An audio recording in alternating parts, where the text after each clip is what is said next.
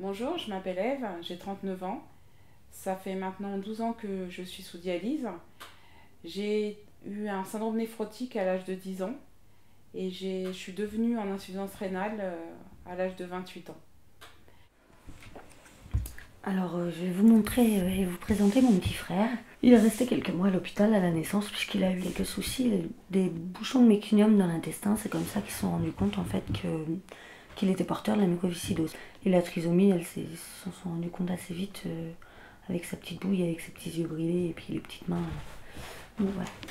Dans l'année qui a suivi ses 18 ans, il y a eu surtout l'acide au niveau du ventre qui s'est mis à évoluer. Là, les médecins ont décidé qu'il fallait vraiment l'inscrire pour un don de greffe parce que bon, ses jours étaient vraiment comptés. On était vraiment à la fin de sa vie. À la fin, il se déplaçait en fauteuil roulant parce que son ventre était tellement lourd, ça le fatiguait tellement de respirer qu'il avait plus l'énergie de pouvoir avancer avec ses petites jambes.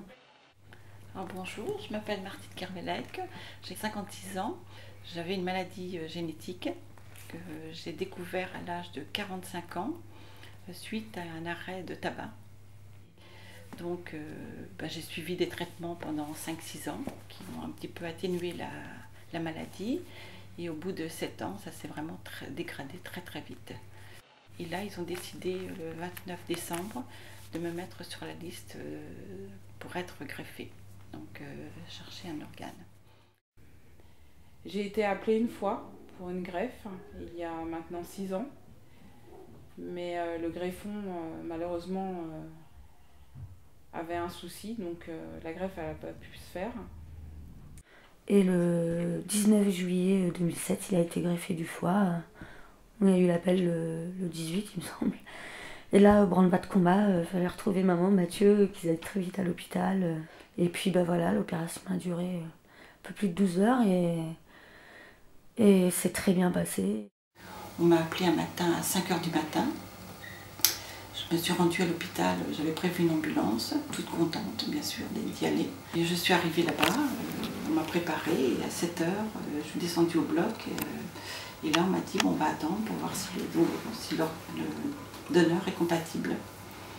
Et effectivement, c'était bien, tout allait bien, donc on est parti, on a commencé.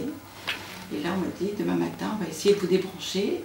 Et le lendemain matin, effectivement, on a débranché la machine et j'ai respiré toute seule. Donc c'était un grand moment pour moi de respirer comme quand j'avais 20 ans. Voilà. J'attends en fait le fameux coup de fil qui me permettrait d'être greffée et d'avoir une vie normale. Moi j'avais un délai d'attente entre 3 et 5 ans parce que le problème c'est que sur les listes en fait on est nombreux et il y a très peu de greffes. Le 23 septembre 2014, Mathieu est mort. La mucoviscidose l'a énormément fatigué en fait. Ses organes vitaux étaient très malades. Et du coup, il était en insuffisance respiratoire et en insuffisance cardiaque depuis le début de l'année dernière.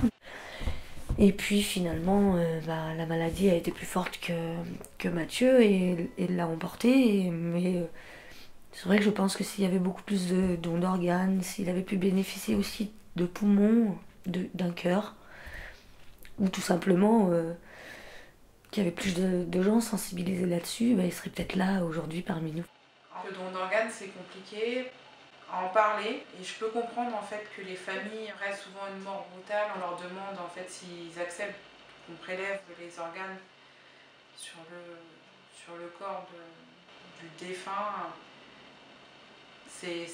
Ça doit être très dur et c'est pour ça que je pense qu'il faut en parler avant, qu'il faut en parler dans une conversation banale, quoi, juste oui ou juste non, pour que en fait, quand la question se pose, on n'hésite pas soit à refuser ou à accepter, parce qu'on en avait déjà parlé.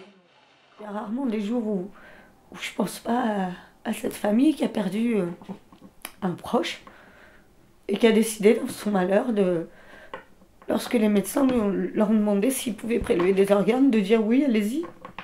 Et ces gens-là, alors qu'ils avaient perdu quelqu'un de très cher, ils ont sauvé mon petit frère, quoi. Au milieu de leur douleur. Et en plus, sans même le savoir, puisque c'est anonyme.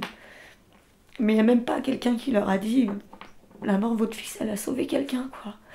Mais voilà, moi je leur dis. Pour le don que j'ai reçu, je ne sais pas qui c'est. Je ne sais pas du tout si c'est un homme, une femme, un enfant. Je ne connais rien de mon donneur. Rien, rien. Le médecin qui me suit ne veut me donner aucune indication.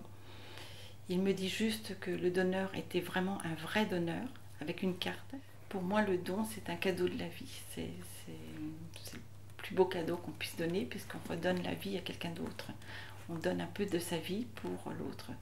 Donc c'est beau, c'est vraiment très précieux.